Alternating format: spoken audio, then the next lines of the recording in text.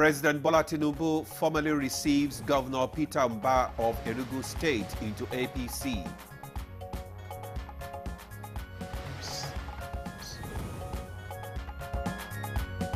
House of Representatives resolves to wade into the industrial dispute between federal government and academic staff union of universities.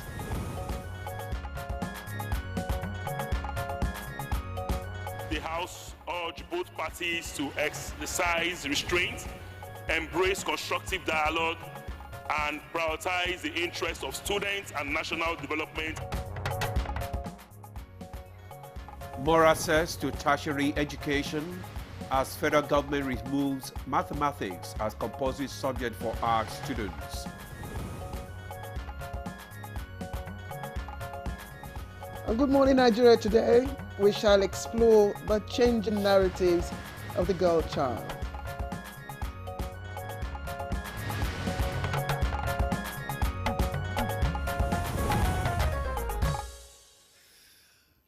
Okay, Claire, I know you're excited because of today's topic. I mean, we should. We all should. You are a father, and you know what's happening to the girl child. Anyway, that's our topic today. She's beautiful, strong, resilient, and brilliant. Life may test her, but she never breaks. Absolutely, and she stands tall, defying the odds, pushing through the noise. She's the girl child, often underestimated, but never powerless. You're right, Claire. She struggles sometimes, setting boundaries, fighting back against the limits. Yet, her voice remains her strength. That's right. And that voice, however, is unfortunately constantly threatened. By what? Cultural norms, traditions, and age-old limitations. Limited access to education, poverty, early marriage, and gender-based violence, to female genital mutilation, domestic labor, and insecurity, the challenges are many, and they stare us right in the face. Indeed, the myriad of them. Even in politics, the story is not any different. In a country of more than 200 million people, you can imagine only 4 women sit in the Senate out of the 109 members. Of course, we're talking about the 10th Senate. And just 17 women in the House of Representatives, no female governor, only 8 deputy governors across 36 states. All right. These numbers tell a story of exclusion. They say women still, are too far from the decision-making table. According to the Global Gender Gap Index, Nigeria ranks 130 out of 166 countries in gender equity. Exactly. And back home here, the 2022 National Bureau of Statistics, the multidimensional poverty index that we have, shows that poverty hits the girl child hardest in areas like education, food, health care, and other basic services. Well, the good thing is that besides all this, the girl child's spirit remains unbowed. She still dreams and she still pushes. And the dream will never stop. As Maya Angelou once said, I love to see a young girl go out and grab the world by the lapels. But here's the question. Do we give her enough room to grab it? Well, that's a big question, Claire. And that's our focus this morning, creating space, building support, and giving voice to the girl child. I am Ademola Adeoye. Well, she has a voice, but we need to hear it. We need to hear that voice loud and clear. Welcome to Good Morning Nigeria today. I am Claire Adelabu Abdurrazak, and you're watching Good Morning Nigeria live on the network service of the NTA. As always, Chooks the Boy will be joining us shortly for the newspaper review, but of course not before we have the early morning news, and Chineye Nwoye is joining us this morning for the news. Chineye, it's good to see you. It's good to see you too, Claire. Good morning, Claire and Ademola. Here is the news. A new addition to the ruling party. The All Progressives Congress has formally received Governor Peter Mbah of Enugu State into the Progressives family. President Bola Tinubu, represented by Vice President Kashim Shettima, says the APC remains committed to implementing policies that will drive economic growth and prosperity across the nation. One family tied to a common destiny. I want to assure all of you that you are very much welcome to the APC, and we are one big family. Be rest assured that you will be treated justly and fairly, and all the developmental initiatives that have been planned for the Southeast will certainly reach the Southeast. The ongoing ASUU strike continues to pose challenges to Nigeria's education sector. The House of Representatives has stated its determination to find a middle ground in the industrial dispute between the federal government and the Academic Staff Union of Universities, ASUU. At Tuesday's plenary, the House tasked an ad hoc committee led by Speaker Abbas Tajuddin to wade into the impasse and find a lasting solution, as well as facilitate suspension of the 2-week strike declared by ASUU.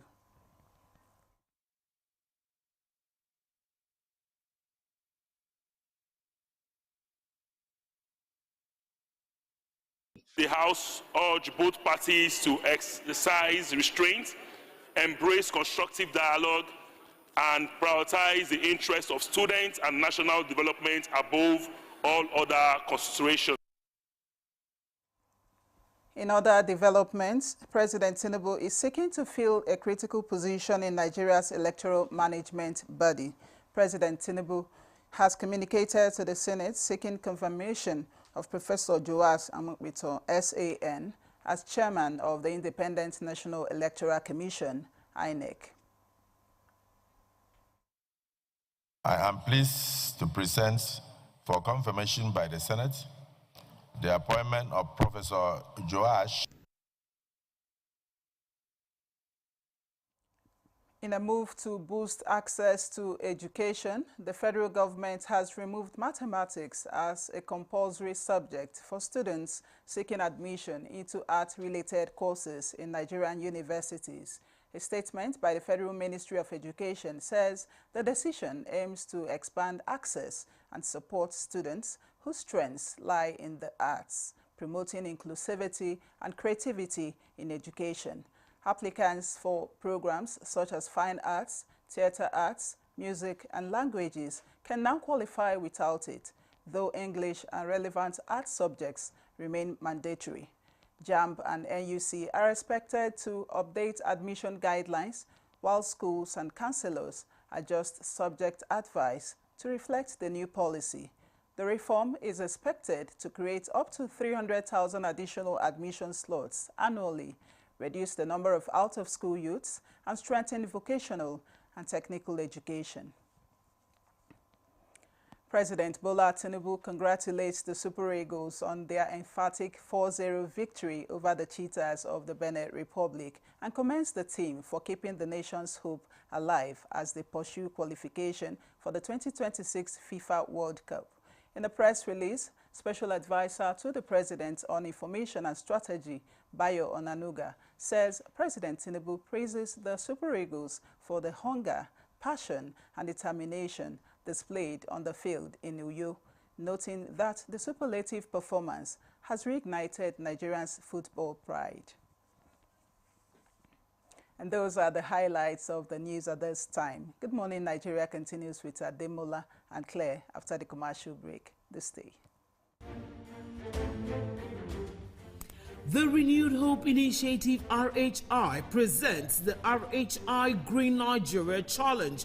Go green today for a greener tomorrow. This national competition is in 3 categories. The household category is a tree planting competition amongst 11 frontline states in northern Nigeria. Each participating household in Adamawa, Borno, Bauchi, Gombe, Jigawa, Kano, Katsina, Kebbi, Sokoto, Yobe, and Zamfara states will plant a minimum of 1 tree to qualify, with a video evidence of before and after the tree planting exercise. 20 million naira will be awarded to the best household. Submission deadline is 20th December 2026. Community category will see local governments, local communities, schools, and NGOs reclaim and transform degraded or abandoned areas such as dump sites, landfills, parks, and their likes into green, vibrant gardens, parks, and eco-friendly spaces. 50 million naira would be awarded to the overall best community group. Deadline for submission is 15th July 2026. State category will have all states of the Federation and the Federal Capital Territory, excluding Enugu State, have a chance to address the growing threats to environmental sustainability and cleanliness. States will be judged based on the number of trees planted on major roads and inner streets and how clean they are. 100 million naira will be awarded to the best performing state. Already, Enugu State has 100 million naira for being RHI's model green state due to its greenery and cleanliness. Video evidence must be submitted by participating states on or before 20th December 2026. All entries must be directed to RHI Office, State House, Abuja, or email rhi.greenchallenge@statehouse.gov.ng. RHI Green Nigeria Challenge. Go green today for a greener tomorrow. Milo 3-in-1 Milky and Creamy is truly milky and contains calcium. So, no need to add milk for that rich, creamy cup, which helps to nourish your kids. And the National Productivity Order of Merit Award goes to...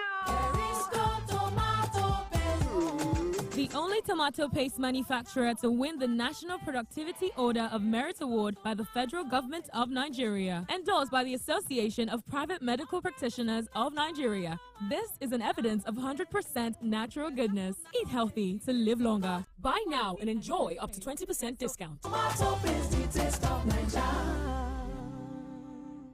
Little body, big moves. Little brain, big learning. Your little child is eager to do big things. Every sachet comes with the nutrients they need every day. Made from natural grains, contains protein and fortified with iron to support their physical growth, learning, and development. So you can fully enjoy your little one's big moments of growth. Lagos, Port Harcourt, Abuja. The city is moving. New voices, heavy drip, all heart. From the streets to the stage, this is the next Afrobeat star. Yo, yo, yo! What are we here for? Let's Afrobeat star! Let's get nasty! And the talents from all over showed up to own the room.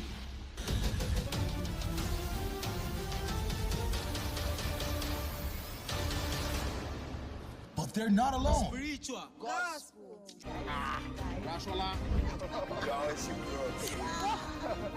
All chasing a slot to face the judges. Puffy T, SARS, Andre Vibes, P Pride. Catch next Afrobeat star on.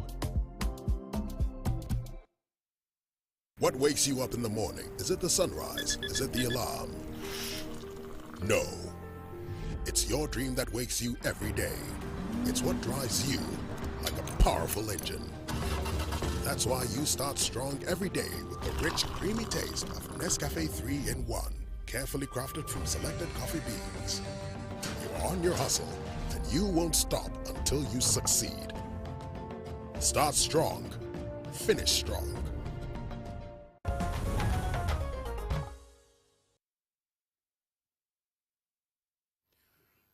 Thanks for staying with us. You're still on to Good Morning Nigeria on the network service of the NTA. Up next on the program is Newspaper Review.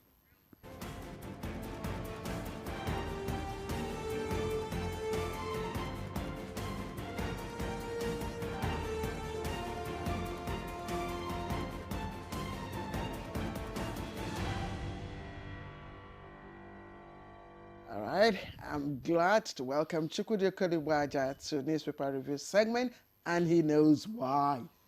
Chooks the boy. And I'm hesitantly glad to be here too, because I know what you're talking about. Oh, yes. There will be playoffs. You know, just go on. Yesterday. Yeah, but there is real hope. Oh, well, hope is what every man needs in life. Even if you're the richest man in the world, you need hope still. Yeah, because your stocks could tumble without warning. You know, so hope is a necessary ingredient for human life. You know, I'd rather we lost out at the playoffs than losing. That's true. I mean, it would have been such. That's true. And it showed us that Nigerian football is not as bad as some of us, thought it was. Yes. But what I would advise is, I checked Google yesterday, what is the average age of a Super Eagle players? They said mid-20s and late 20s. We need to work on that. But you know, let's even leave, because I mean this is all over the place. So it's part of the newspaper review anyway. Oh, it is. You know, let's even leave the gaps and look at what happened yesterday. Yeah. First of all, apart from one or two international players, you know, the team was comprised of almost 90% of local. South Africans are 101% local players.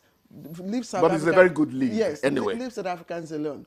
And then you look at the test for goals. They knew what they were, going for. They knew.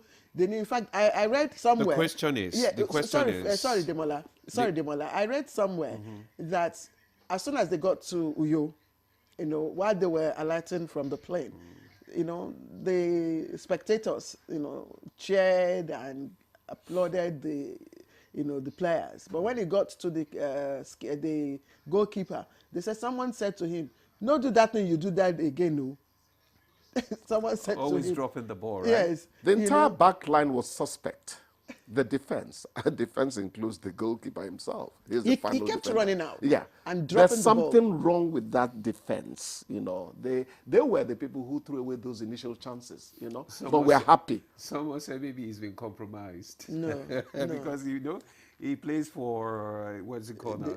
He plays in South Africa. Africa. Yeah, he's a South African club. So you can imagine that. But if they had been playing well, they almost lynched him now in the last. They said it was a problem against South Africa. That was why it was the barrier. Anyway, Chukwudi, it was a good win. No, it's a good one. By it's a good one. Victor Osimhen. It's a good one. Just I couldn't watch, I must confess. I had to wait till after the match. But I had one ear to the ground. But you see, the thing there is, if those Beninois played like they had respect for the Eagles, I don't think we would have scored those 4 goals. They thought we were a foregone conclusion. Yes. They came to attack and they left their defense. That was deadly thinking for them. They are out now. Anyway, let's quickly look at some of the trending stories. I'll start with the Daily Times. The Daily Times has at its lead story, Senate probes alleged Christian genocide, sets up ad hoc committee. It's right there on the front page. And there are also other stories trending there. Tinubu seeks Senate confirmation of Amupiton as INEC chairman. It's on page 2. And, okay, so Chukwudi, Senate probes alleged Christian genocide, sets up ad hoc committee. What did the president say? This is a lie from the pit of hell. I am one of the people who say there is no Christian genocide against Christians in Nigeria. If you check the number of fatalities that have happened since this thing that we should have been spared the grief of, you'll find out that people whose religion is not Christianity may have suffered more in terms of number. I think what is happening is that the Nigerian Senate doesn't want the United States, whether you like it or not. America can make trouble for you. Let me put it in, So you need to also put up appearances that what you complained about, we are not, that's what they are doing. Otherwise, I don't agree with them. The president called it a lie from the pit of hell. But it's a good step that the that the Senate is, at least looking into it. That's the problem I have with the world, Africa in particular. Why are you even particularizing Christians? Tell me that you don't want humanity to suffer from anything. When you come with all these divisions, that is where the problem starts. The Muslim is a human being. The Christian is even the atheist is a human being. Cover them properly. That's how to think, I hope I sounded angry enough. Okay, this other one is still within the framework of the legislators. Just above the nameplate, Reps order probe into arbitrary bank charges, summons CBN and commercial banks. And I will say, Chukwudi, I don't know what you I have am to not say. usually... It's high time. I'm not a pessimistic person by nature. I will always tell you the cup is half full of water. But I am pushed to think what will come, result from the probe and all that. This thing has been on for some time. If Iyere were on set now, oh my God, she will take up cudgels against any... She will tell you all those monies they are removing and all that. Iyere has a way of calculating it as if it is crayfish money. You go to check on onion and all that. But by the time she has a point. Yes, exactly. She has a point. Every nickel, every penny, every kobo matters. People like me are beginning to realize that in our old age now, that it's good to respect money from beginning. Teach our children money sense. Poverty will be reduced in their adulthood. But Chukwudi, what do you think might come out of this? Because we've seen similar moves, to probe activities of telecom, companies, and then it still boils down the same thing. You heard the way I started. I said I'm not a pessimistic person, but I'm interested in knowing what will result from the probe. I've said my bit. So let's wait for the outcome. But let's wait for the outcome. Let's not prejudge anything. Yes. All right. Are you done? Okay, no, you can take if you have other stories. I have one. Gale of defections to APC expose cracks in the opposition camp. That's by Vice President Shettima. Just like Mba says, I joined APC to embrace visionary leadership. Governor Mba, Southeast voices disregarded for decades under PDP. PDP senators shrink to 27. I think he joined APC to save his life, to preserve his life. There's this saying that an organism must preserve its life. Based on that premise, they said that the HIV virus would at a point stop killing its host, because when it kills its host, it also dies in the process. I don't know how much that will work. So he joined APC because PDP, whether you like it or not, is becoming an empty shell. I'm sorry. I hope they don't litigate against me. How? How? What did you say? Gale of defections. Gale is more than just breeze or wind. Gale knocks things over. But you can see the way they have been crossing over to APC. What are they living for the PDP? But Chukwudi, yes. It's not the first. I mean, this has become the one that opened my jaws, dropped my jaws, was when my own Delta State. I thought we were PDP, DNA-wise, PDP, But it happened. No, but let's look at the process. You can't blame them. The people who stay back, what are they staying back for? Chukwudi, I want us back so that they can still maintain the fact that let's look at I pray that PDP and other parties rise again. Because one party state is a no let's look at for many of us. I want you to speak to the process. Yes. And then how that relates, with the electoral laws on defection, why you must defect, and what happens. Who has even their constituents? Have you ever heard even a feeble protest when they defect? Let me tell you something. People talk about laws and laws and laws. The will of the people surpasses the law. If the people of Nigeria rise against a particular law in their numbers, they are going to tinker with that law. It's the people. So the people who are their constituents are not saying anything. You want the law to bring one sledgehammer down on these people when their own people are not even, they don't even care. You know what? I said the other time, you don't bring politicians to reform in Abuja. Whatever you think about them that is negative started from their hamlets. So which means that the law is made for the people, not the the people for the law. Even when the EFCC is chasing some politicians, they still roll out the red carpet for them in their communities. The traditional ruler will tell you, our son is coming. Africa lives a hypocritical life. And that's why I say fighting some of these things will not be effective till people become sincere. Chukudi, what we have a way of tongue-lashing the judiciary. I also would like you to speak to, because as it applies to the legislators, we are told that there must be a reason for you to leave your party. And if found that you left, you forfeited your position at your seat. But it doesn't apply to... So why have we not succeeded in prosecuting those reasons against the defectors? Not one instance. Why? It tells you that there is no sincerity in it. If the law says that, and people are not insisting on it, it means that the people themselves do not believe in the law they made. Yeah, and it means that the law would not work. It means that the law needs to be reviewed, or reformed, or even jettisoned. Exactly. That's the point. We're saying the same thing. I don't know whether Demola agrees with this camp. Well, he doesn't have to agree. I don't know. I don't know. It's just that, the law is made for the people or the people for the law. Which way? You've gone back to what I pretended not to have heard. Yeah, man is not made for law. That's the question. Yes, laws are made for man. That's what you're saying. Okay, look but at the people have to show me readiness to uphold the law they have made for themselves. Quickly, that's the point I'm making. Before you defect to whatever. To my wife's soup pot. Let's look at some economic stories. While the IMF is raising Nigeria's 2025 growth forecast to 3.9% and projects 4.2% for 2026, $67 oil price, 2.2 million barrel FSO vessel lifts Nigeria's export prospects.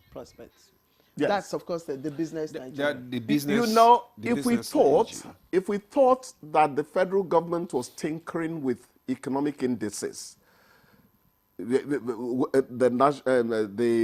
statistics people, you can see now that truly something is happening within the Nigerian economy. The IMF is not Tinubu's cousin or Shetima's uncle. They are saying what they have seen. I think it was around 3.2 they projected, but they say to get up to 3.9 now. I keep saying here, my economics is not very good, but at the macro level, things are happening. You are only waiting for your purchasing power to be increased so that you too will become part of this good news that seems to be happening to the Nigerian economy. You didn't talk about gas. Wait. Look at that. It's right there in front of you. I just want to draw your attention to the fact that Lagos generates 1.26 trillion naira. Yobe generates 11.08 billion naira. Can you see there's a rider. No. There's a rider to that. No, but that's widest revenue gap. Exactly. I think that's... No, but that's understandable. Lagos is Lagos. Yeah. You know, this over-concentration of... Nigeria needs to spread development. That is For instance, I don't know why we've not had another port, you know, after Benin down to Port Harcourt. Let us begin to think like that. You know, you're not disinvesting from Lagos. You are spreading prosperity across the coastline, and that's going to also get into the hinterland, you know. So Lagos has always been in that prime position too. And again, the way Lagos is run, I'm not their PRO, the way Lagos is run, they have this progressive way of thinking. You don't know how much taxation is given Lagos. Not this taxation that is going to kick off on January 1. Lagos has been taking taxes in different ways from people, and the people are not complaining because they say they are beginning to see where the money is going into. Okay. You know? And the one was Abibi say, the infrastructure. They say they don't plant flower for Oshodi. And by the way, Chukudi, before we let you go to say goodbye, a lady met me yesterday I think I want to recall her name. She's Mrs. Abaji. Okay. And she was... What about Chooks the boy? Oh dear. So my fame goes beyond the studios. I hope my mom is watching TV. She will know I'm doing well in Abuja. Thank you so much for doing well this morning. Claire, you are? Thank you. We'll be right back. All right, we'll take a break now. When we return, the conversation on the girl child will kickstart. Stay with us. What wakes you up in the morning? Is it the sunrise? Is it the alarm? No. It's your dream that wakes you every day. It's what drives you like a powerful engine. That's why you start strong every day with the rich, creamy taste of Nescafe 3-in-1, carefully crafted from selected coffee beans. You're on your hustle, and you won't stop until you succeed. Start strong, finish strong.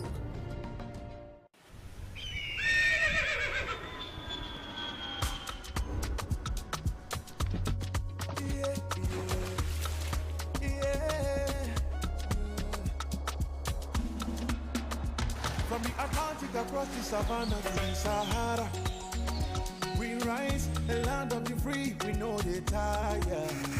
We dream great, our spirit is undying. Resilient, rooted like palm tree, we swear in color, we stand up in demand, we make solutions, we ignite passion, yeah. Diversity is unique, we have more than the solution. We are Nigeria, strengthening unity, we know they carry love. We are Nigeria, together live the dream of a land with great destiny. We are Nigeria. I am the real Nigerian. Brought to you by the National Orientation Agency, NOA.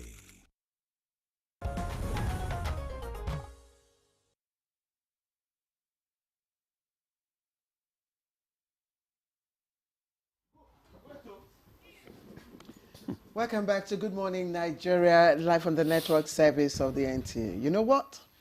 The story of the girl child is usually written on the margins of culture, tradition, and so on and so forth, choice, exclusion, and all of that. But somewhere, the girl child, or should I say, a brave girl is, at the boardroom. A brave girl is operating a digital platform. A brave girl is, in the entertainment, music, all over the place, trying to make her voice heard. And indeed, that's a narration or a narrative that we hope to change or sustain or even make better. And not just the girl child. The woman in the rural area is also waiting for someone to hear her own version, her own story. So today on Good Morning Nigeria, our focus is on the girl child and how we can change the narrative and amplify the voice of the rural woman. Let's listen to these background reports together, and when we come back, we'll begin our conversation. Every October, the world pauses to reflect on the rights, dreams, and challenges of the girl child. But in Nigeria, the story goes beyond awareness. It's about rewriting the script for generations to come. From classrooms in Zamfara to innovation hubs in Lagos, Nigerian girls are proving that when given opportunity, they rise. Not just for themselves, but for their communities. The federal government's various empowerment initiatives, alongside private and civil society efforts, are expanding access to education, digital literacy, and mentorship for young girls. Yet, barriers remain. Child marriage, insecurity, cultural bias, and limited access to quality education still hold many back. Across the country, quiet transformations are unfolding. NGOs teaching coding to girls in Kano, state governments funding return to school programs, and traditional rulers working to protect and uplift the girl child. Experts say changing the narrative begins with inclusion, letting girls' voices be heard in classrooms, councils, and communities. Because investing in the girl child is not charity, it's smart governance. A society that empowers its daughters secures its future. And as Nigeria moves towards its Vision 2030 goals, the true measure of progress may well lie in how far every girl can dream and how freely she can pursue that dream. Today on Good Morning Nigeria, our guests, experts in gender equality, education and community development, will discuss practical strategies for building a Nigeria where every girl can grow, learn and lead. Very much, Ibrahim, for that background report. And joining us to discuss the girl child and changing the narrative is Hannatu Baba.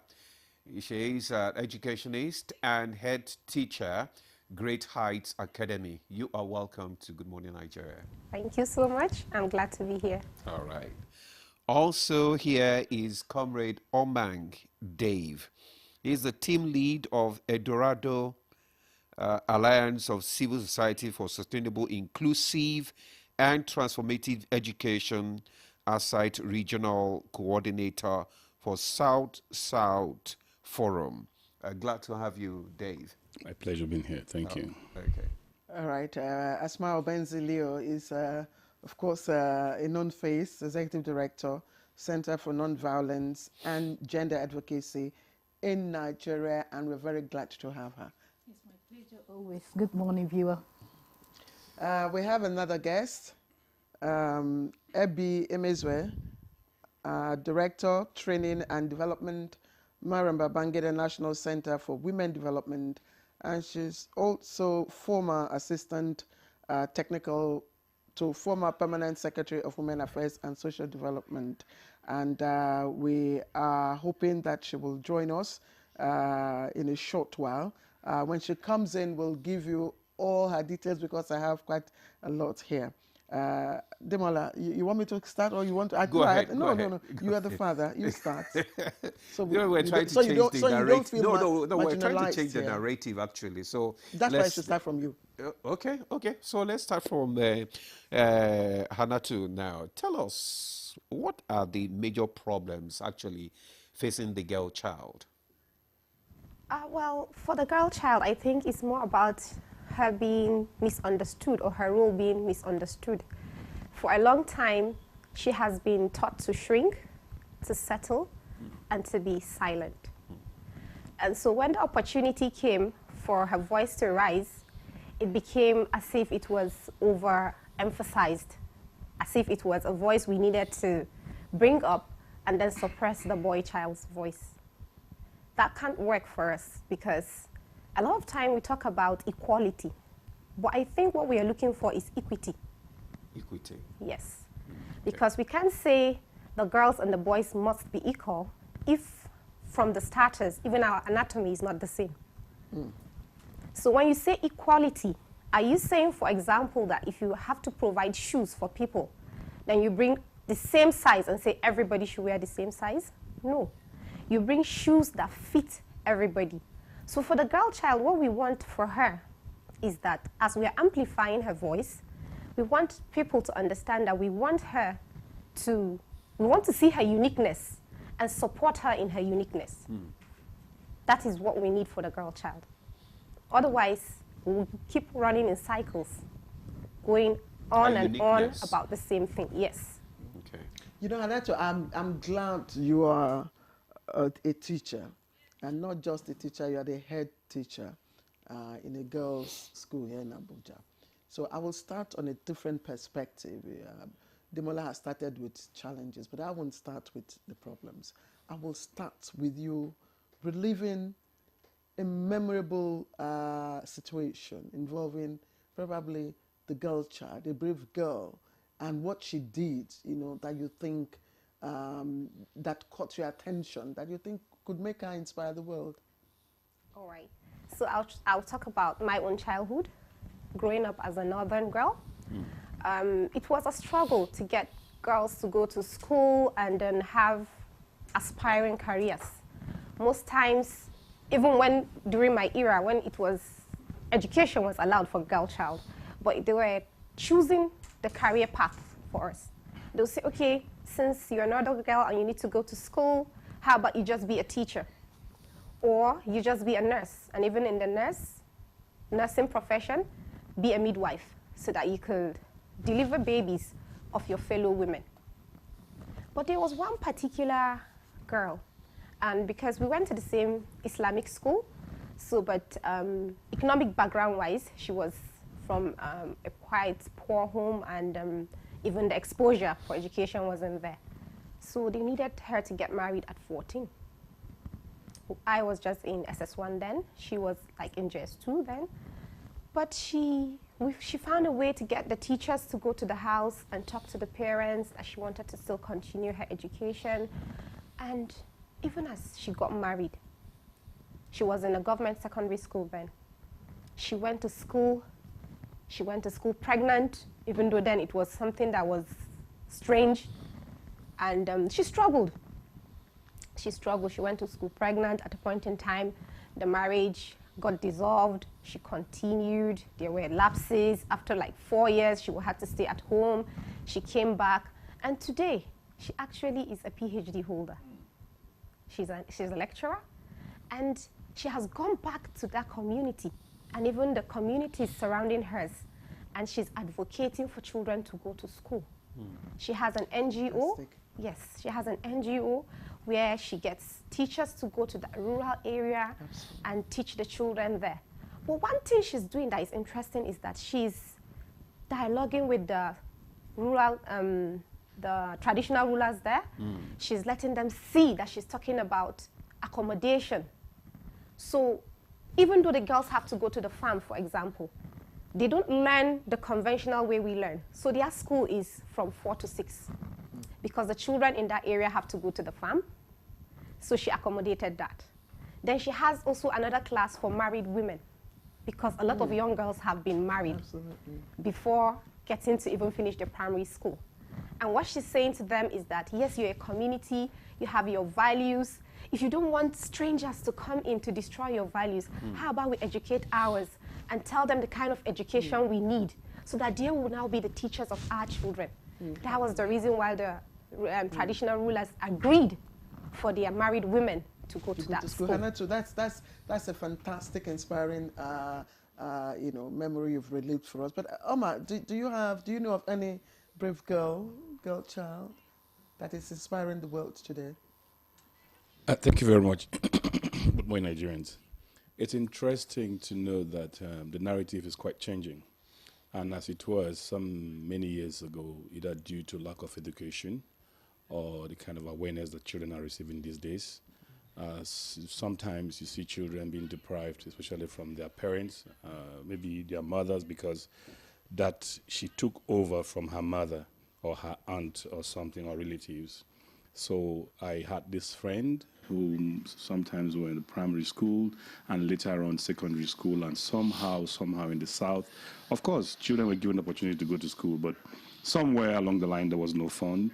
And the father was an uncle, now rushed to say, wanted the son to go to school because they were economically not balanced. And I thought that, look, she is a girl. Anything can happen if she stays back at home. So what now happens is let her go. So he sacrificed. Let her go to school. Yes, he sacrificed his own position for the girl, for this younger sister. So he stayed, I think, 1 or 2 years afterwards. His younger sister went to school, graduated even himself. Now he was even having this kind of tendency of my younger sister will graduate before me and possibly go further. I will be here. But he was talked to by the father, had the understanding of the father and neighbors and the village people as it were then.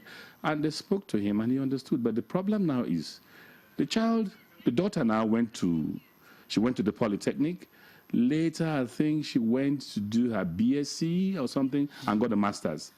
And the beautiful thing is that the lady now came back to the community to begin to encourage others and did a celebration to thank the father because it was in a village. And you know, the way it is, children, most people just say the girl child doesn't need much of this education. So, and it's like a norm, it's acceptable, and nobody queries you. I like that dream. Thank you, Omar. I have my story. But Because that is strange. Because when you look at the cultural setting in Nigeria and the societal expectations, you don't expect such a thing. That's why I said. That's why it was even my cousin. Yeah, it was my cousin. The guy was my cousin. Yeah. Okay. Yes. You have any story you want to share with us? Yeah, for me, it's an everyday girl because the resilience of the Nigerian girl child is something that is worth celebrating, especially on an everyday level. For me, why this topic is also very key and critical for me is because it was through the girl child education program that I started my NGO way back in 2000. 1999-2000, when I was serving in Jigawa State. Okay. I came to Jigawa State as a copper and to do my national youth service. And I discovered that every day we go out, you find out, it's not surprising because I'm a northerner and I see that every day. I see girls going to hawk in the market, and so they form like a cooperative. Every time they go together and they move home together. So I was like, this is an opportunity for me as a northern girl to also impact in the life of these ladies, young girls. I think they're between the ages of 9 to 14. So though they were younger ones too, but I think I focused on those that were like 8 to 14.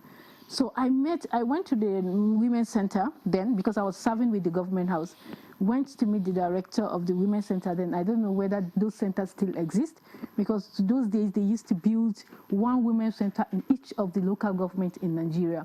So I went and met the director and I told her about my proposal of having a kind of out of school, maybe like, or what do they call it? You know, I don't know how they call it, but this kind of after school program that you offer to yes, maybe alternate school. It has a lot of people call it by different names. So I did that with some coppers. We came together because I sold the idea because I couldn't do it alone. There were many.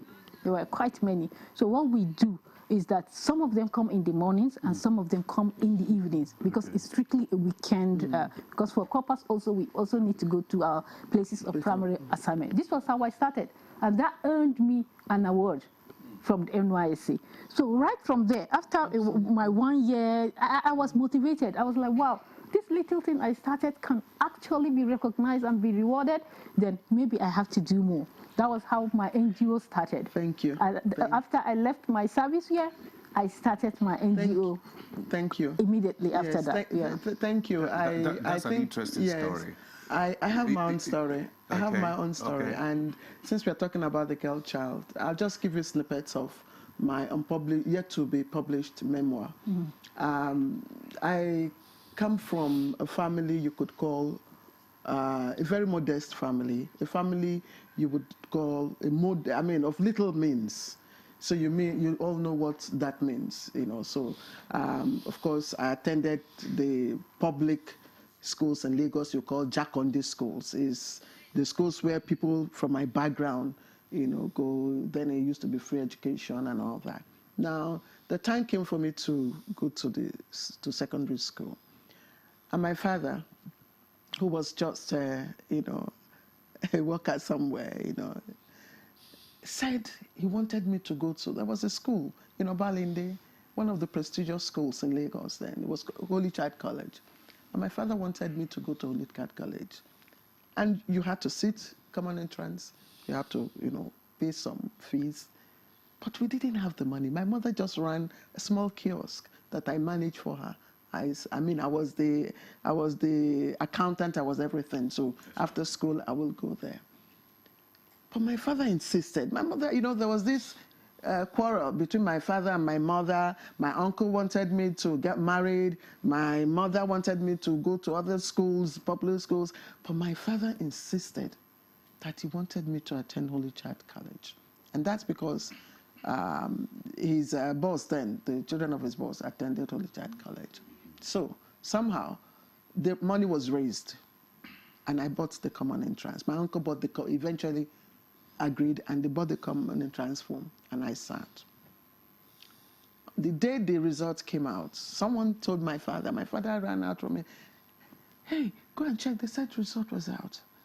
I was in my tattered, dress. I mean, I couldn't even go near the children of the rich, but I was just peeping. Eventually, I saw my name. My name came out. Claire. All right. All right. Okay, that's good. Good story. And I got... You're being emotional now. Yes. Anyway, I got admitted into Holy Child College, Lagos. If not, we would not have had you here, sitting here. Absolutely. And all right. I was the only girl from a modest home during my set. And I had complex. I could not compete with the whites, with the children, so I sat at the back of the class. But you know what? By the end of the first term, out of 39 pupils in the class, I was 9th, and that gave me the courage. By the second term, I was 6th. By the third term, I was 6th, and that's how I now entered into the clique. And today, and I know that I'm making Holy Child College students very proud, and I'm here inspiring a lot of people. And I'm doing my PhD, almost 60. I'm doing my PhD. Congratulations. So, I mean, that is the narrative we want the girl child today. We don't want any girl child to be deprived of education because of her background, because of lack. Okay. So that's why I want to go around again, starting from you. With the stories that you've heard, how does that make you think about the limitations, our laws, about the girl child and, in fact, the rural woman, the woman in the rural areas? Thank you very much. There are a lot of laws, and these laws are not anti-girls or anti-women. They are laws that are enablers, laws that create an enabling environment for every girl, child, every woman in Nigeria to thrive. We have the National Gender Policy, which is there. It has all the provisions that we need as Nigerian women in terms of legislation. We have the Violence Against Persons Prohibition Act, which also supports and also ensure that the rights of women are protected and violence is not being perpetrated against women. We equally have laws like the Gender in Education Policy for the Ministry of Education, whereby there is a quota, setting quota that every girl child should go to school at every region in Nigeria. So we are not lagging behind in terms of laws. The laws are there. But what we need to do is to ensure that the provisions made in those laws are implemented. Like in the National Gender Policy, of course, it talks about so many aspects of our national economy. Agriculture is there, security is there, humanitarian aspect is there in terms of women in governance, women in the economy, blue economy. Whatever you need is there in the policy. But how many women know that? How many of those organizations that are supposed to key into those policies are doing so? They are not. Just 35% quota system for women in terms of both elective and appointed positions. You hardly find women there. So for us, I think we should even have to look back. The laws are not the issue, but laws are being implemented by human beings, by institutions. Do we have the strong institutions that can enforce these laws? Do we have men and women that have the political will to be able to enforce that? We don't. So I think we have to work together. This is something that has to be both interagency collaboration and multi-sectoral in approach, whereby everyone can come together and say this issue concerns women, concerns girls, and so we should make it a priority. Every girl you see, every woman rather you see today was a girl before she became a woman. Every girl has an aspiration. Every girl has a vision of what she wants to be in the future. But the more they grow older, that's how you see these visions collapsing, because there is no support, either from the family, from the society, even from the schools. They tell us a lot of times that women cannot do it. Our family's perception about the girl child education, are we seeing any change? Because like we shared, like he said, the father, consented to the girl going to the school. You heard my story. My father insisted that I must have a good education. But in some cultures, it's not like that. We are still having, especially the men, wanting the girl child to just get married, and while the boy child, goes to school. Do we see any change in that narrative? Sure, a lot of changes have occurred. A lot, I can tell you, even at the community level. People are beginning to see the importance of educating the girl child. Because now in Nigeria, we have models, women we could point at, women like Amina Mohammed at the UN. This is the first time an African woman is occupying such an exalted position, not just in our nation, but globally. Looking at women like Ngozi Okonjo-Iweala, who is also the first, I think, African to occupy that position. So we have women that today, during our time, if you say you want to be a great woman, who do you point at? Who do you look up to? But today, young girls don't have any excuse. Honestly, families don't have excuses. Even when you're talking about Ngozi Okonjo-Iweala, okay, you say, okay, some of them are privileged. There are some of us that are not privileged, but we fought our way through. You are, like you said, an example. Hannah is an example. I am an example. I didn't come from a wealthy home. I came from an average home, but with the support of my family, I am where I am. You're talking about PhD. Of course, I'm also a PhD holder. Wow. By the grace of God. So what are we saying? All right. So many girls will have to look at us tomorrow and say, if Asmao can do it, if you can do it, if Hannah can do it, then we can do it. That's all we need, role models. All right, role models. Okay, let's bring in Hannah again to this discussion. I mean, you have listened to Asmao saying that there are laws, but the problem is the implementation of these laws. Is it as a result of societal expectation that we are having all these limitations concerning the girl child? Yes, it's part. But like she mentioned something subtly, human beings are the ones that implement these laws. And the problem is, as she said, every woman today was a girl yesterday. So if we want to break these barriers, we have to start from the beginning. Because we are looking at, okay, even in the family setting, even in the school setting, maybe it's the men that aren't forthcoming or aren't embracing it. But I tell you for a fact that some girls, their dreams are being crushed by their own mothers. Because the mothers don't know any better. The cycle hasn't been broken. So we have the mothers telling their children that, their girls, that you can't do this, do something else. This is what is meant for girls. So until we start from the grassroots and begin to disabuse this narrative, this mindset we have, we'll continue to have the problem. The rules are there, the laws are there, even if at school level, okay, because I work in a private school, it's easier. But when you go to public schools, even if the teachers are trying to tell the girls that you can do it, if they go back home and their parents, their own mothers aren't supporting them, then you see that with time, their dreams begin to dim, the light dims slowly. So we really need to have a campaign and awareness where we try to see that that cycle is broken. The mothers we have today, how do we begin to change the mindset of the grown-ups now? That is the mothers that you talked about. Because without them having a reset, we still have this challenge. We'll still be there. So how do you talk to them? Well, because, you know, earlier on you talk about equity, not equality. Okay, go ahead. So we need to start more campaigns, more programs like this, and the ones that we can take down to the rural areas, whether physically or programs like this for them to see. The most important thing is for them to realize that it's equity we are fighting for. Because any foreign law you bring in, if people see that their values, their culture is not reflected in it, they are more likely to fight it. So when you bring it down to them and let them see their values in what you're saying, it's easier. For example, going back to the north, because in Nigeria, we know that we have more out-of-school girls in the north than any other region.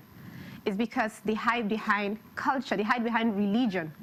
So when you're able to let them see that that religion they follow actually supports this, and that we are not saying that we want to empower women so that they become the heads of the family, no. We want to empower them so that they can stand on the same pedestal. It's easier for them to accept what we are talking about. Hannah, thank you. I want to still remain with you before we go around again. And, you know, I think it was is it UPN party? Allowance party? Yes, that started the free education policy, which gave people like me and million, other children, in Lagos State at the time. Not only Lagos, Southwest. Southwest, the opportunity to have education, free education. At the time, the quality of education in the public schools, was top-notch. You could tell that if I had to, sit and pass a common entrance at that, there was. We all went to public schools, actually. Exactly. So the quality then was top-notch. And then with time, things started changing. Quality started deteriorating. Private schools started springing up. Cost of attending, schools started getting out of reach of families. And that's why you have, probably, apart from insecurity, a lot more children, the girl child, are out of school today. You are head teacher in a private school here in Abuja. Are there concrete steps that you have taken to bridge this gap in terms of access and affordability for the girl child? Yeah, thank you so much for that question.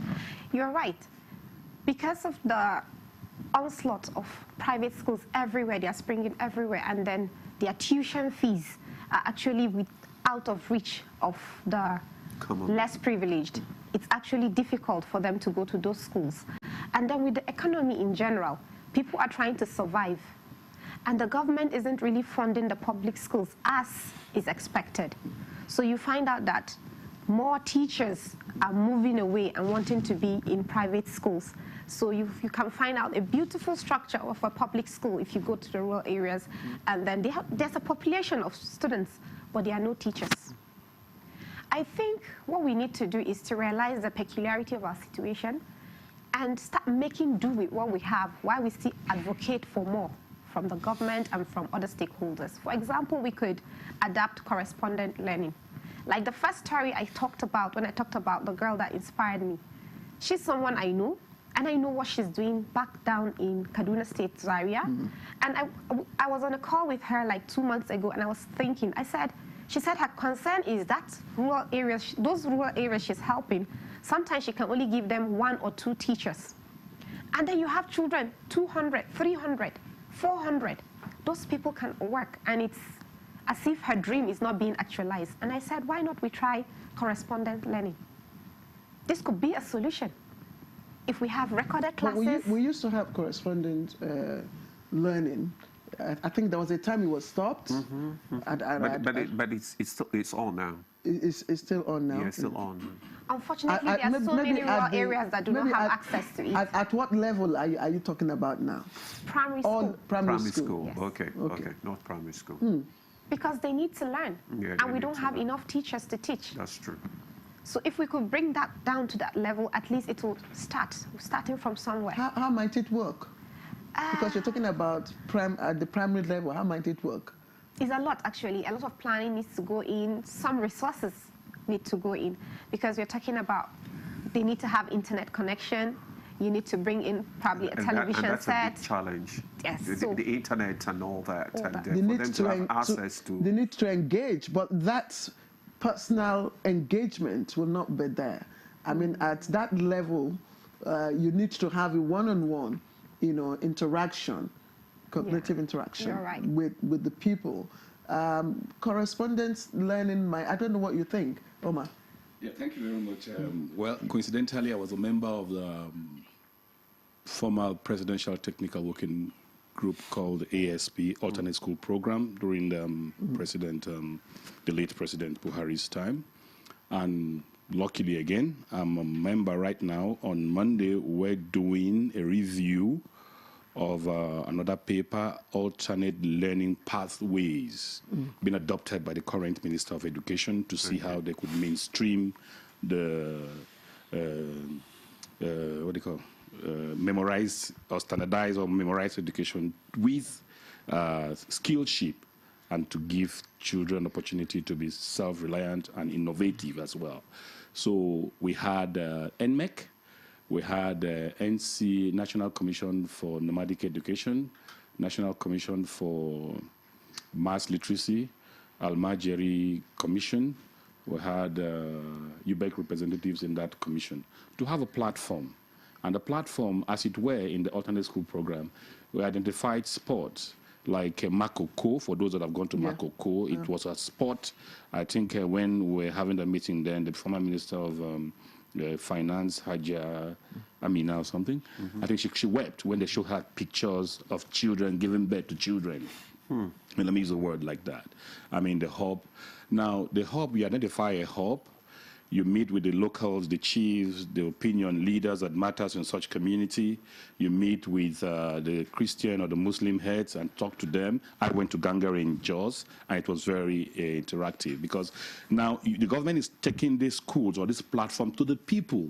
It's not a conventional learning outfit where people have to prepare and go there. Now you give them access to do what they are doing.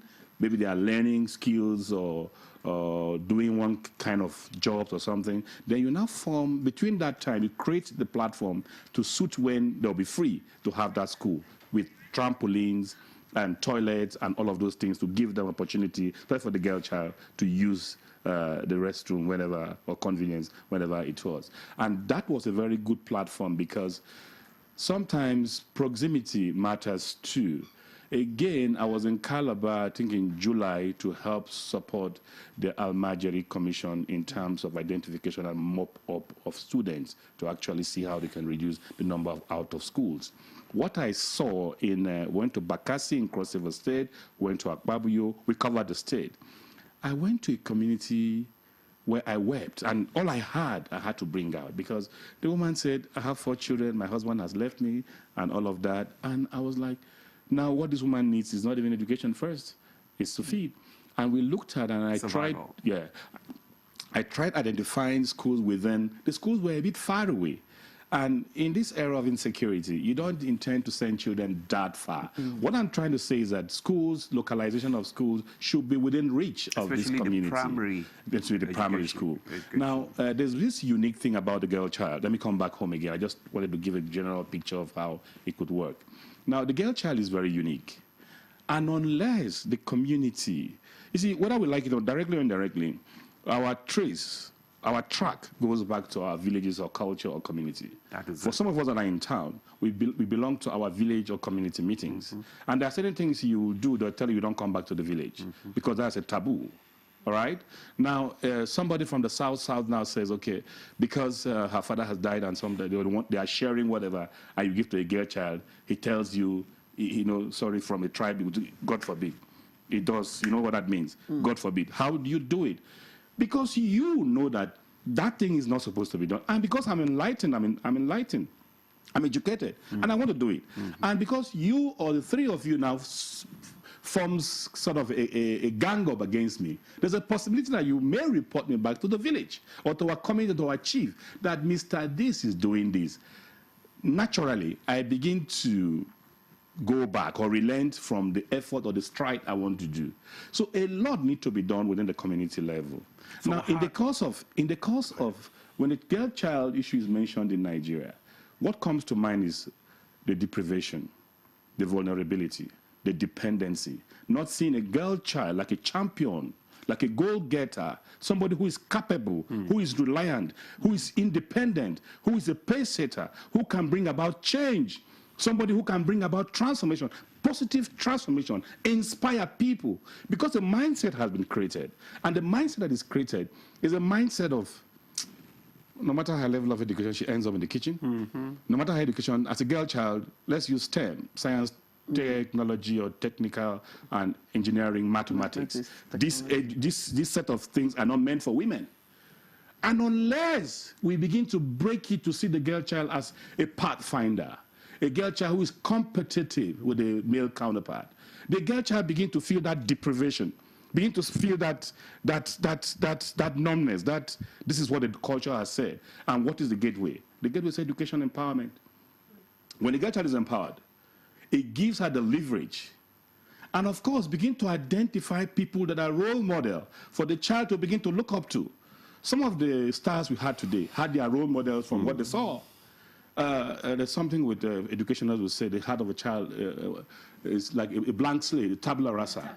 Yeah. So when he sees and hears, and he or she begins to be inspired by the activities. Naturally, she begins to do the things that that woman does, either by, and how can that be done? That can be done by storytelling, by what we call infographics. You know, doing some infographics, pictures, colorations, and something to show the girl child.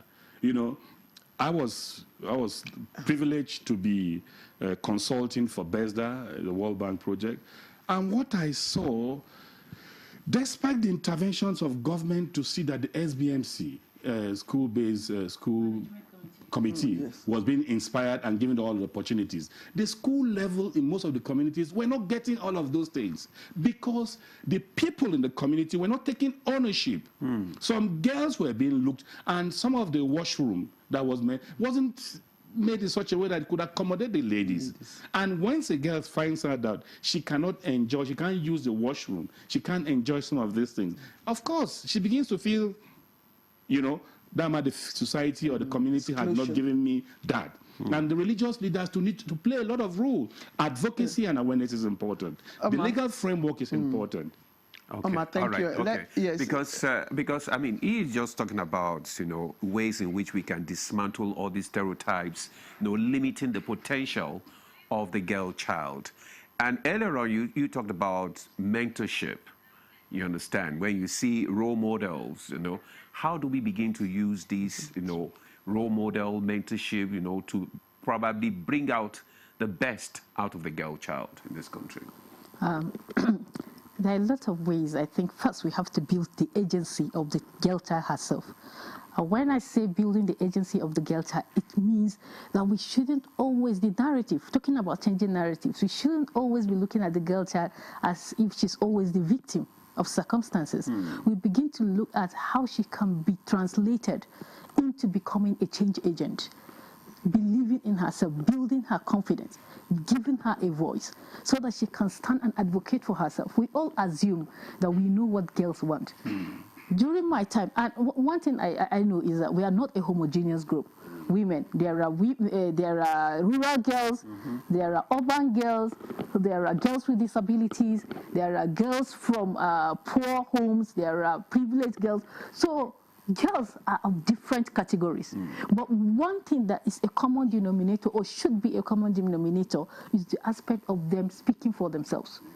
You understand? When a girl knows what she wants and she tells you what she wants, believe her and support her to achieve that which she wants. We always feel that because they are children, they don't really know what they want. I tell you, they do. Think about yourself when you were their age. Did you really know what you wanted? Many of us really say what they probably would need from us will be guidance. Exactly. That's where it brings us to the aspect of mentorship. Because I'm taking it one step at a time, building the agency, then the aspect of leadership. We have to begin to inculcate leadership skills, soft skills, into our girls from scratch. When they are coming up from age 2. You understand? We shouldn't be shutting girls up. I remember, if I wasn't a confident child by nature, I would have been a very timid child, adult by now. Anytime, because I was really very curious, and I love to ask questions. My grandmother thought I was becoming too much. She doesn't even want me, my mother, to be bringing me, when we are coming for a holiday, she would just say, that your daughter that has mouth, let her not come and sell us.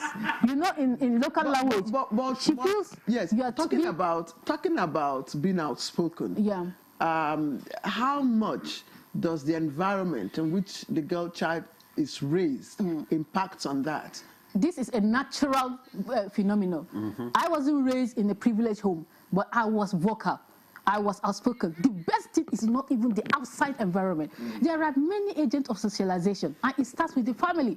So when the family has created an enabling environment for a child to speak, that is the first thing you need. You don't need validation or endorsement from the outside. For a parent, first start with your child. Ensure that you don't shut up that child. Allow the child to be expressive.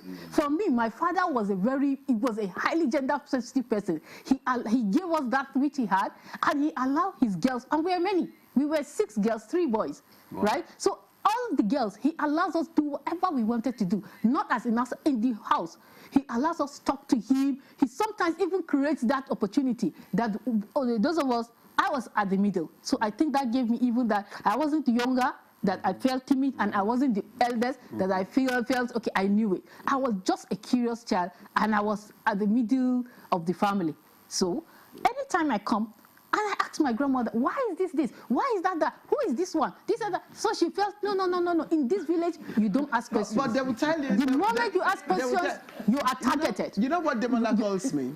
You know what Demola calls me? Maybe I would love to know. Says I talk too much. Yeah. Because we're naturally wired to talk. No. Women generally are wired to talk. No, that is it's scientific. You agree No, but with it's that. scientific. No, but that is not about suppressing you in any way. You understand? You can express yourself. Vocal. If we No. Some overdo it. So that's where you need to put a limit. Yeah, that is what I... There also has to be a limit, right? But if a child... But what I am saying is that, not that you allow the child to just talk, but if a child is inquisitive, it shows that that person is intelligent. Yeah. So nurture it. But by the time you begin to shut the child down, that child feels, oh, by being inquisitive, I'm wrong. So even when he gets to school, where he needs to ask questions, where he needs to talk, he shrinks, and he doesn't do that. So that brings me to the second point of leadership, allowing people to make decisions, allowing the children themselves to influence each other through their actions, right? If they're able to do that with confidence, that gives the girl child the ability. Do you know some of us, when we were younger, we were more confident as women. But the older we grow, because they tell us, don't do this, you're not supposed to do that, we shrink. And that's how you find confident girls, timid adult women. So that's the huge divide. And lastly, mentorship. Mentorship, no matter your upbringing, there's always an opportunity to right the wrong, right? By having the proper role models and guardians, people that will put you through, people that will be able to. What do you mean enough? We have, how many women do we have in Nigeria? Mentors do not have to be women, please. Exactly. My father was my greatest mentor. I had a mother, but my father was my greatest mentor. Absolutely. And he was a man. Yes. You understand? How I wish he's still alive to see who I am becoming today. Because this was what he really dreamt for me. This was what he really wanted me to be. And I am walking in his footsteps where he wanted me to be. So men themselves should not say, I'm a man, I can't mentor my girl. You should be your daughter's greatest mentor. Asma, if I allow you, you will take over this program and become the presenter. So, see who is talking. Yes. See who is talking. Wait. Okay. We already have some comments, which we should read so that they can also... Please go ahead. Yes, so that Hannatu can just respond to some of them. This one is, the girl child's narrative could be changed to an inspiring story if the economy is good, the environment is right, and the culture is reformed.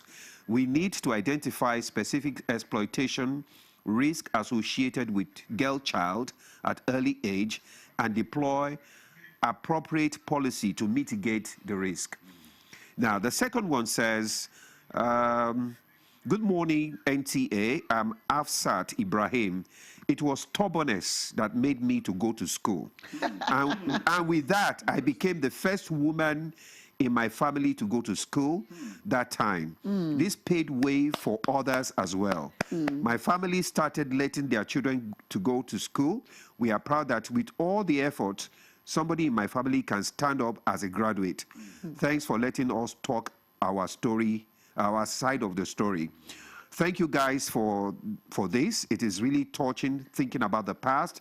God bless NTA, God bless Nigeria, God bless Federal Republic of Nigeria. Okay, I have... Anatu, you want to... Yes. Let her just respond before you read yours so that we don't cram everything together. Yes, talking about cultural, economic, environment reform, I'll still go back to saying support. Equity, not equality. We're still there.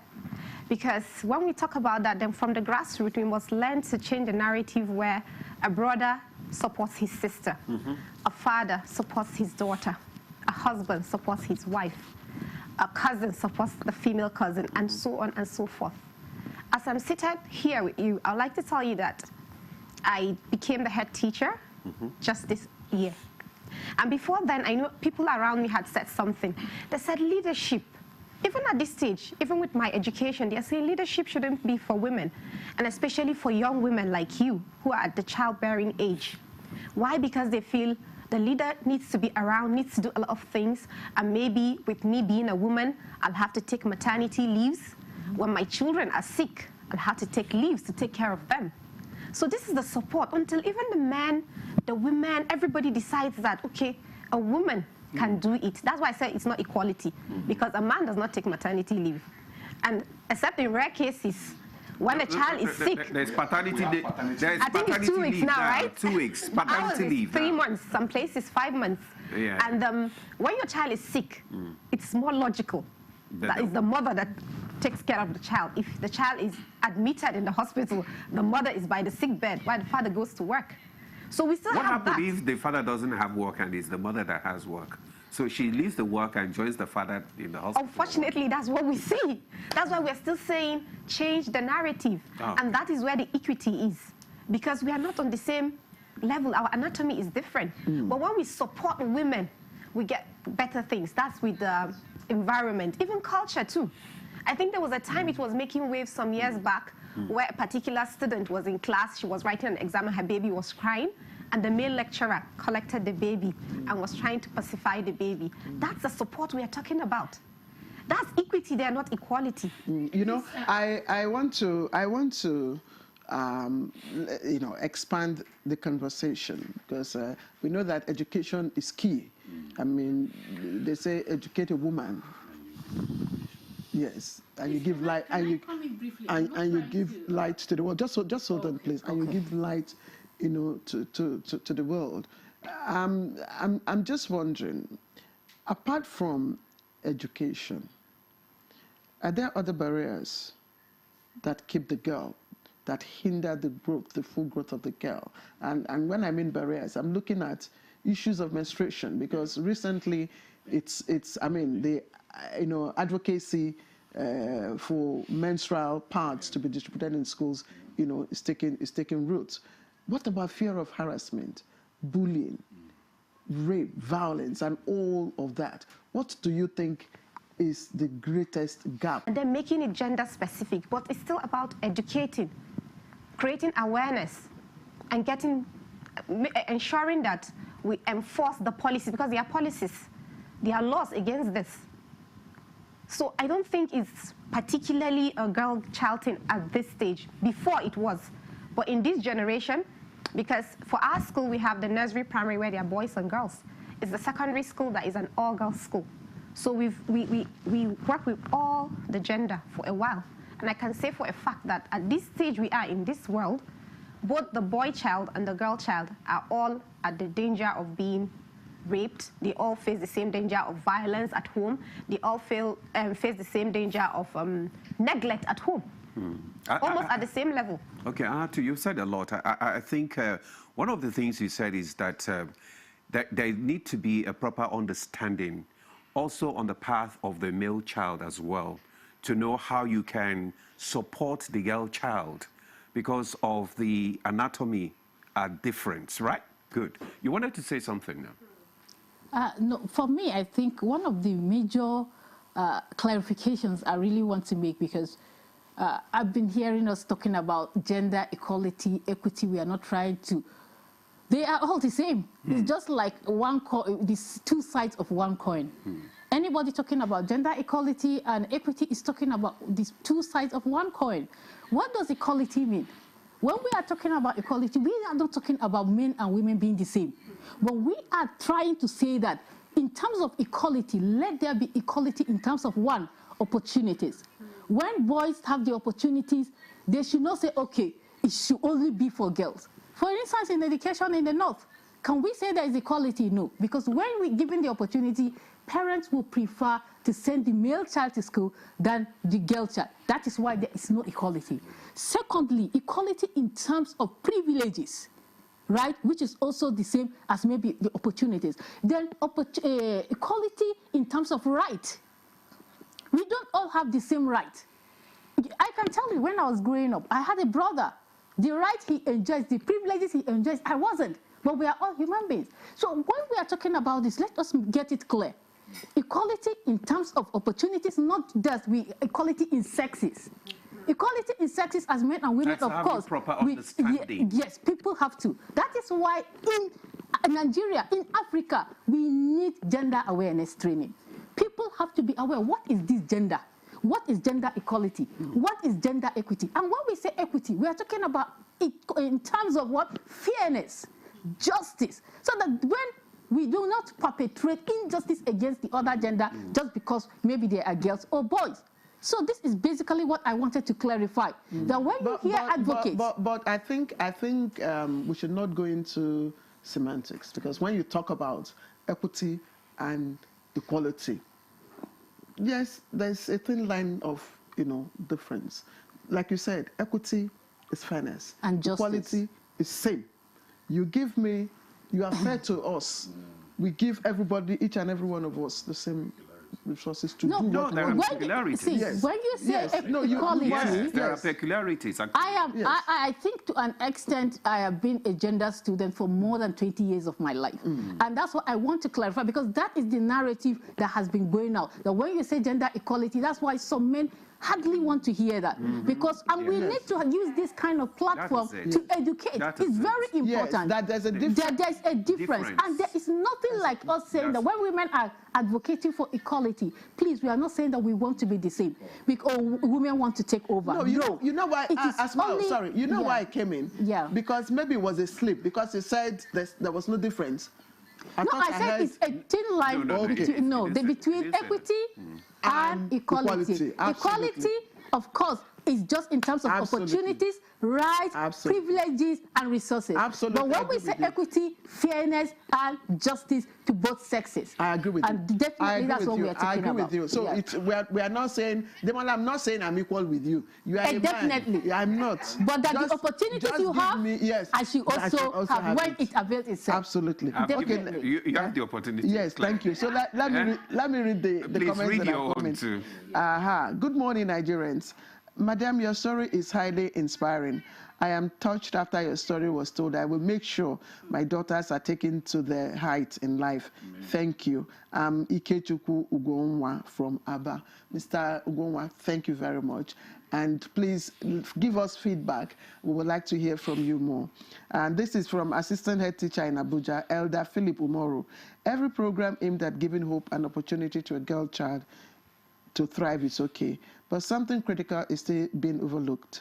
Nothing virtually is done to sharpen the boy child, who the girl child is going to stay with as a wife, which makes it difficult sometimes for the girl to show her potentials when eventually she becomes an adult. That's Elder Philip Umoru. I think you talked about also not to overlook the boy child as well. And then from Mohammed Anwal Musa Afmai from Kano, change the narrative we need to identify and address the practical barriers that prevent girls from attending and staying in school. Practical barriers. Menstruation is one practical barriers. Harassment, bullying, these are practical barriers. We'll speak to that. Good morning all, well done. Let the girls know that they need legal, financial empowerment like boys, and should not be dependent on them. Again, let the society stop terrorizing the girl child with the narrative of you must marry young in order to escape menopause. That's another angle. Let the girl child have a breath of fresh air. Thank you, all of you. And we want to even clap for the fathers who have supported the girl child. Thank you. Let's take a promo. When we come back, we'll take some of the questions.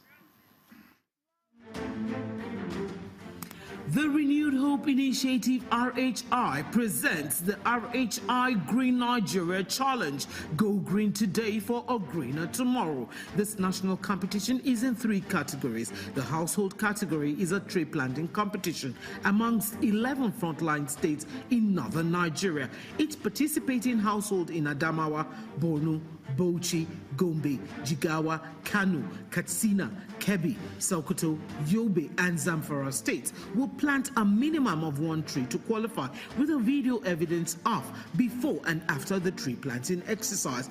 20 million naira will be awarded to the best household. Submission deadline is 20th December 2026. Community category will see local governments, local communities, schools, and NGOs reclaim and transform degraded or abandoned areas such as dump sites, landfills, parks, and their likes into green, vibrant gardens, parks, and eco-friendly spaces. 50 million naira would be awarded to the overall best community group. Deadline for submission is 15th July 2026. State category will have all states of the Federation and the Federal Capital Territory, excluding Enugu State, have a chance to address the growing threats to environmental sustainability and cleanliness. States will be judged based on the number of trees planted on major roads and inner streets and how clean they are. 100 million naira will be awarded to the best performing state. Already, Enugu State has 100 million naira for being RHI's model green state due to its greenery and cleanliness. Video evidence must be submitted by participating states on or before 20th December 2026. All entries must be directed to RHI Office, State House, Abuja, or email rhi.greenchallenge@statehouse.gov.ng. RHI Green Nigeria Challenge. Go green today for a greener tomorrow.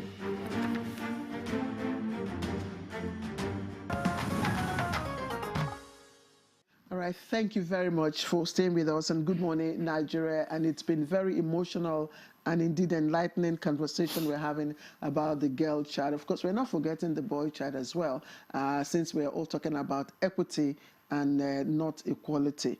We read some questions earlier on. We have more coming up, so let me quickly take them. This one says, humanity is built with a desire to appreciate value that creates solutions. For that reason, families will love to see their children, be it male or female, thriving. But how does double standard create constraints here? That's the question. How does double standard create constraints here? The importance of providing opportunities for the girl child to harness her potential cannot be overstated. As the world evolves, it's evident that girls can significantly contribute to betterment of their countries and the world at large. Of course, he went on to mention Ngozi Okonjo-Iweala, Amina Mohammed, Ubi Ezekwesili, hadn't invested in their education. I mean, if their parents didn't invest in their education, they wouldn't get to where they are today. And this is from Chike Dim in Delta Warri. He said, I agree with the insightful perspective of the lady in the studio that what the girl child needs is equity rather than just equality. This shift in narrative is crucial, and it's imperative that we implement this change now. Equity and not equality.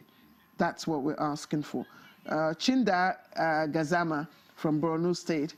Good morning. African societies, particularly Nigerian culture, often do not promote gender equity and equality. This has been a major barrier in all aspects. However, promoting education for all gender, enforcing gender-sensitive laws and policies, empowering women economically, and raising awareness about the importance of equality can help bridge this gap and create a more inclusive society. Do you have more? Yes, but let Omar just respond to some of these comments so that I don't mumble everything now. Double standards. Let me go first with equity, whether equality, as it were. If you ask me, I'll just say semantics. Well, because now a lot of awareness needs to be carried out for understanding. Because if there's no awareness, understanding becomes a problem. And I will commend, again, by saying that the civil societies and most organizations are doing a lot, but a lot still needs to be done. We have some cultures that frowns against some of these things when it comes to girl-child education. Now, the girl child is being modeled as a block or somebody that is just awaiting to get married, and afterwards, you don't need to talk. You just need to be there you are like an instrument. You are like a tool. Like in the case of Nigeria, whenever the issue of a girl child is mentioned, 2 or 3 things comes to mind. The lot of vulnerability. The girl child just sees herself, in the case of Nigeria, as somebody that is not independent. You need to be dependent to survive. Because if you have that in your mind that, look, I am going to grow up to become independent, what happens to you? You begin to strive. You begin to look at the odds. You begin to weigh the options of what to do and what not to do. You begin to take the tide as it comes. When it comes too tough, you go down. Going down doesn't mean that you have retreated or gone off. You just take a leave, prepare yourself, and shoot again. Because, of course, there are setbacks, deprivation, discrimination, and all the odds that are associated with them. So when they come, what do? You take them as one of those things that are common. And why is it common? Because there's no proper legal framework that defends you appropriately. Because once you know that you are being defended, there are laws that stands or frowns greatly against rape, against discrimination, against gender bias, against early marriage. You know you have a right. Just like a child in America will tell you, you don't mess around with me because I know my right. And when the girl child knows her right, she tells you have actually infringed on my right. And based on that, I'm going to take it up with you. Imagine the girl child telling you this and goes to the police, and the police takes it up and finds out that investigates it further and discovers that, quite frankly, this lady's girl child... The police, this type of police... No, I'm just saying in the proper and sane society. In the proper and sane society. All right. And the child now sees herself, the girl child now sees herself that, okay, her right, whatever she was reported or she reported the case, has been taken seriously. What do you think that child is going to grow up as?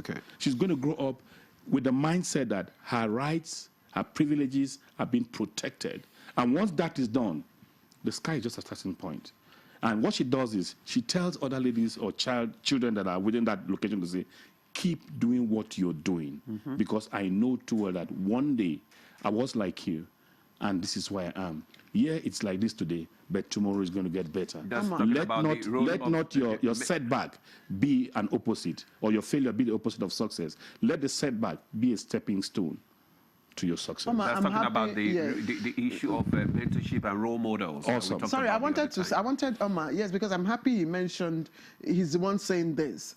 And in some cultures, in some, in our country, in our own culture here, some parts of the country, the southeastern part especially, there's this belief, and we've seen videos, of a couple who got separated. In fact, the man left the woman because she had all 4 female children. Unfortunately for him, the 4 female children, grew up and all became doctors, and he wants back. Now, we have this mentality common, especially in the southeastern part. Of course, the north have their own. So how do we, the cultural cultural limitation. How can we change that perspective so that men don't believe that if you have all female children, they are probably a hindrance to his growth. No, they don't see it as hindrance, actually. They just see that who is going to continue the his growth. Yes, his longevity, continuation, something like that. The Nigerian culture or the Nigerian society is mostly patriarchal. Yeah? And the society, I'll go back again, has played a great role in all of this narrative. Now, what I'm saying about the society is, what do you think about yourself? Big question. Now, I was smiling when you were asking this question. I'm a proud father of 4 beautiful daughters. Wow. Proud. We shouldn't be clap for him. Yeah. And I've heard from aunties, uncles, friends, in fact, trying to matchmake me with. My wife hasn't had this. Maybe if she'd be listening, she would hear this. Trying to say, my mother's elder sister now said, why not come to our village? There's one girl that is... So I did as if I didn't hear. And severally, she brought it very clear. So don't you think that you've been very nice, you've done beautiful things, you're good, and your legacy need to be kept and carried on to the later. This is real for real and me. And I laughed. I say, you're not talking, I'll just laugh. Because on one of the last times that I had to respond because she kept saying it. I said, Mama, what do you think of my daughters? They are doing well. And I'm proud of them. Because I have to hit it. If I don't, she'll keep putting pressure. Pressure. And someday, maybe, I could just change my mind because there's pressure. And I told her, Mama, I'm happy for my children. They are doing well. They're not a disgrace. What do you think? What do you think? She said, well, you see, in Nigeria, if you pass on now, somebody need to continue your... I said, well, my daughters will. And when push comes to shove, they will answer my name before their husband's names. So my name continues. And I tell you frankly, that actually stopped. Because she was calling me almost on a weekly basis. That have I made that consideration? When am I coming home? If I come home, I should try to stop by that there's this girl pressure. But this addition of your name when they get married is not consistent with the tradition or with the faith of people from your region. I mean, they say when you get married, I don't know, that's another conversation entirely, but because you brought it up. Because, you said something about the man from the East that had 4 girls. Yes. It's peculiar, it's not generic, right? Yes. Now, that of the East, they like this continuity of their names. The question is continuity of whose name that does what? We have seen male children with due respect that does next to nothing. When we have seen women doing exceedingly very well. I have no regret and apology to anybody to tell me that if I didn't have the children? So what? But I have this, and I shouldn't be happy with them. And who knows what they're going to come up. We were discussing earlier. I told them one of my daughters. At worst, you can adopt. You can adopt a male child if you want. Anyway, let's just... No, we are not saying adopt. We are looking at the girl child. No, I'm just saying that if the pressure is mounting seriously and you really want to preserve that lineage that you talked about, there's nothing wrong for you to adopt a male child. How many girls do you have, Demola? I have 2. We don't count. We don't count our children. All right. Okay. Let me just read this out so that Asmao can respond to this because of our time. The African culture is deeply rooted in the discrimination of girl child. That's why the ecstasy at the arrival of a female child is nothing compared to that of a male child. And our culture does not recognize you as a real man until you are able to replicate yourself in a male child. Until this is tackled, there is a wider reorientation amongst African men. The narrative might still remain with us for long. That's Omololu B.A. This one is Chidima Gadzema from Borno State. It says, good morning. African societies, particularly Nigerian culture, often do not promote gender equity and equality, and this has been a major barrier in all aspects of life. However, promoting education for all genders, enforcing gender-sensitive laws and policies, empowering women economically, and raising public awareness about the importance of equality can help bridge this gap and create a more inclusive society. This one is from, I think it's still the same thing. Okay, maybe you can respond to that. Okay, I think basically what I will keep saying is education, awareness creation, advocacy. And why is this so passionate to my heart? Because this is the entire framework of what our organization stands for. Okay. Our organization, the Center for Nonviolence and Gender Advocacy in Nigeria, is basically, we are not a donor-funded organization as such. What we do, that's why you keep seeing me on TV from one level to the other. What we owe the people is to educate them. And education can be in any form. Sensitization, what we are doing now. So people will say we are creating awareness, but we are also educating because it has an ability to change the mindset and the thinking of people. And I think basically this issue of gender roles is about education. It's about creating awareness. It's about advocating to the people that have the mandate or really have the power to change this narrative. And who are these people? Our mothers, our great-grandmothers. They are the custodian of our culture. Sometimes we are quick to pick at men and say it's patriarchy, but who is the custodian of this patriarchy? It's the women, the mothers, the grandmothers that makes this, all these cultural norms, they translate it from one generation to the other. That's true. They give birth to boys. We all give birth to boys. How do you groom the boy child? What do you teach the boy child? How do you make him take responsibility for his actions? It's all the work of women. And so that is why it is important for us to look at the culture itself and how we can change culture. As long as we do not change our culture, or maybe we can't change culture ultimately, the entire culture. Yeah, but step by step, we can do something. And it has to start with our grandmothers. Let me cite an example of female genital mutilation. When I went to Senegal for a study tour, the World Bank sponsored us to go for something at one organization called Tostan. And one of the key things we discovered, Tostan has been in Senegal for 30 years. More than 30 years. It was an American that came in the late 70s and established that organization. And she has been working with communities to see how she can eradicate all these cultural norms and values. One of it was the FGM. In Senegal, you don't say mutilation. They take offense. They said, if you call it mutilation, our culture does not call it mutilation. They call it honor. So how do you work with what people call honor and you call it mutilation? That is why you need what? Awareness.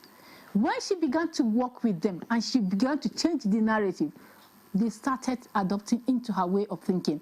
And that was how a lot of communities had to do what? They had to relinquish that way of life, and they adopted. But you have to give an alternative.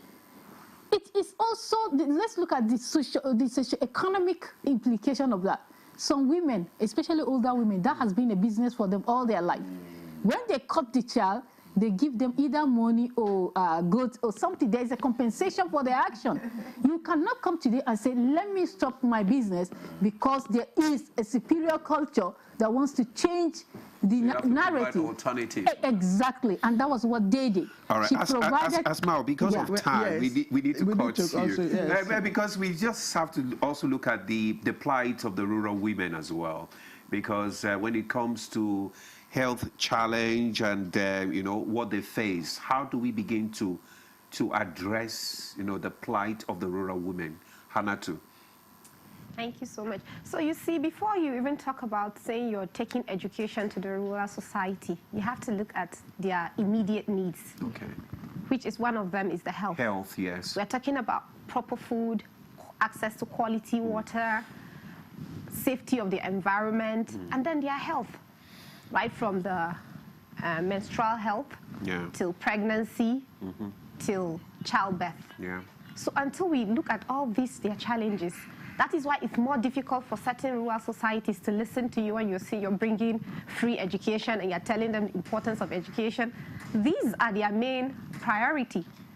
Almost every day a woman is dying due to childbirth because there are not enough facilities to cater for them.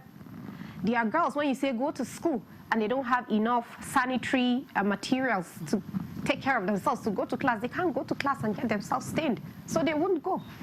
You're also talking about hunger. You're saying they should come to school, and the parents are telling their children, fine, you can go, but if you don't go to the farm, there won't be food when you come back. So until we begin to address these most important needs of theirs, we can never talk about the school feeding program. I don't know if it's still. I don't know how effective that is. Yeah, in certain societies. The school feeding program, which was initiated to address the gap, the issue of feeding in schools and all that. Omar, quickly, yes. When you talked about the school feeding, I couldn't control. But it's they are still trying to introduce it. Most schools in the past took advantage, and some politicians bastardized it. And in most areas, it didn't really work well. But I'm proud to say again here that the Federal Minister of Education has graciously appointed part of us from Alliance of Civil Society to be members of the private school initiative to monitor the activities, the other one on school feeding to monitor part of the activities because of our spread in the nation, the other one on NMEC, and the others two on Almajiri and out of school. And part of the spending on what happens around there, so as it concerns the SBMCs. Now, on the issue of rural women, a lot need to be done. A lot of economic empowerment need to be done at those areas. You know, just like the general saying that we have, educate the boy child, educate the community. Educate the girl child, educate the nation. Any woman that is educated, I tell you frankly, will go all out to do everything humanly possible to see that she gives her daughter or her daughter education, because she knows what education has done to her or for her. So when you educate a woman in that form, and economic empowerment, well, you mean innovation, giving them other skills, entrepreneurship, grow them in skills, setting up hubs where they could improve themselves and possibly learn skills. The cash transfers, isn't it? No, it's part of another program. The social safety net. Social safety net, conditional cash transfer to women in the locality. Yes. Now, while we're discussing this at the level of the alternate school program then, so why not the men? We say, no, the men will either use to drink, marry more wives, or something. So the best option was to give to the women who were custodian of those children. Okay. And that was why they resorted to that. Then the next thing again in regard to that is their mental health, well-being. Like rightly stated, how many primary health care do we have in the rural areas? Are they enough to cater for the pregnant women? Are they enough to cater for, because distance is a problem. Because these children or the girl child cannot access health care. And once they can't access health care, a lot, because the biological, the biological system of a girl child differs from that of a boy. She needs more attention, health-wise and stuff. So when all of this are provided, I think when the women are empowered, number one, giving mental health, well-being, it's very important. Okay. Skill and innovation is very important. Let me just take question, and then we end up with Asmao. As a male advocate, you know, for gender equity, how are you bringing the men into this conversation as partners? Briefly, in 60 seconds. Okay, like there's something I want to bring up that is not very common. Just a few days 60 seconds, we have 2 minutes. Sorry, yes, a few days ago was International Day of the Girl Child. What happens is that we always see women seated, being talked to. We don't see the men. You need to bring the men. Yes, so because these men should, one day they will grow from boys to man, or boys to men. So when they get this education, someday they'll get married. Proper understanding the narrative. That is when they understand the narrative, they will begin to demystify what their parents may have told them. Yeah. When they don't understand, it is what the parents or the father has put in them that they will grow with, and the narrative will Thank you. Sorry, let me take Amma. Finally, from the school perspective, how can you, or what practical steps can be taken to get the girls to stay in school? Well, for us, we have programs where we are empowering them with leadership skills, mentoring, social-emotional learning strategies, and those are the important things we do. Okay, thank you, Anna, too. Okay, Asmao, I mean, what advocacy, does the NGO have for rural women to amplify their needs? There are a lot, because we advocate for almost everything pertaining to women, advocating for their health and well-being, advocating for their economic environment, advocating for the girl-child education, advocating for maternal health and child health, advocating for, especially right now where we are, women, peace and security. So basically, Nigeria has so much issues that when we begin to advocate, but we take one part time, and it all depends on the context. For instance, the advocacy I would do in Adamawa will not be the same advocacy I would do in Zamfara State. Okay. The one we would do in Kogi might not be the same for the one in Lagos because of the context. It varies. But whatever be the context, advocacy, education, sensitization, community involvement and engagement is key. Asmao, thank you. And I just would like to conclude this conversation by saying that when a father, Papa, if you say, delay the marriage of your daughter, teacher, keep the girl in school, mother, say to your daughter, finish school first, and of course, society, government, listen. Then we'll change the narrative. Asmao, I'd like to thank you very much. Asmao, of course, Benzilio is Executive Director, Center for Non-Violence and Gender Advocacy in Nigeria. Thank you very much for joining us for this interesting conversation. Hannah Tubaba, educationist and head teacher, Great Heights Academy, Abuja. Thank you very much for joining us. Of course, Comrade Oman Dave, team lead of Edu Radio Alliance of Civil Society for Sustainable, Inclusive and Transformative Education. Thank you very much. And of course, we are the regional coordinator for South Forum. Thank you very much for joining us. So you know why I'm excited? Yes. I'm not the only male here today. So. I know. Thank you for sending in your messages. There were messages I couldn't take, but we acknowledge you, someone from Abakaleke and, of course, Kanu. Thank you. And that's Good Morning Nigeria for today. We thank you very much for joining us. I'm Claire Delabu Abdurrazak. I'll see you next week, Tuesday. Demola will be here tomorrow. Thank you for joining us.